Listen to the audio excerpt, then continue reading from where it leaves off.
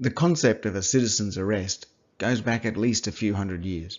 Before police forces were established, this was an important part of law enforcement. In Australia, for example, the Commonwealth Crimes Act of 1914 includes the provision, as does each state with slight variations. Generally, anyone can make an arrest, including a member of the public, security guards, or the police. But you need to become familiar with what is required in your state or territory, otherwise legal action can be taken against you. Also, some property groups have site-specific policies. But what is the basic requirements when making an arrest?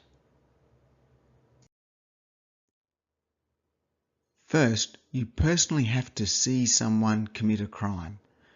You cannot hold someone if you only suspect they've committed a crime. But note that in the case of an armed offence, company policy is that security officers must not attempt to approach or confront the person. And even if you don't detain the offender, take note of what is happening because you will need to report it.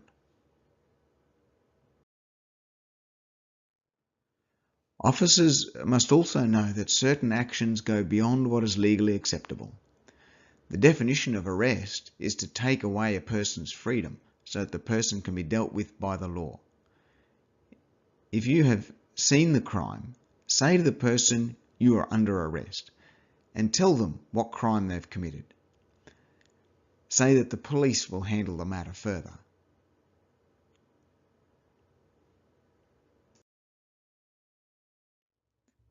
Ask the offender to submit to the arrest.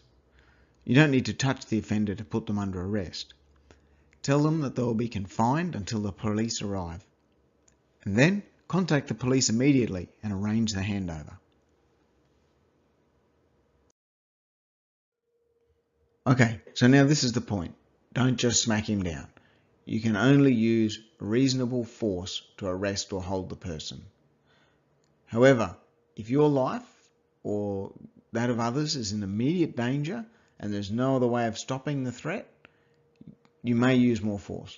But if you use inappropriate force, you'll need to fully explain to the authorities because that could be considered assault.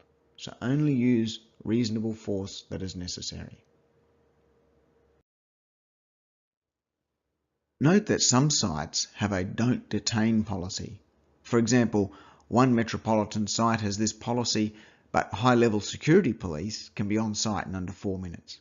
So be familiar with what is required at your site. Even so, it's important to make sure other people are safe. For example, imagine a hospital where a patient is suffering a seizure. Nurses will be conscious of the welfare of other people as well as the patient. Likewise, as security officers, keep others safe.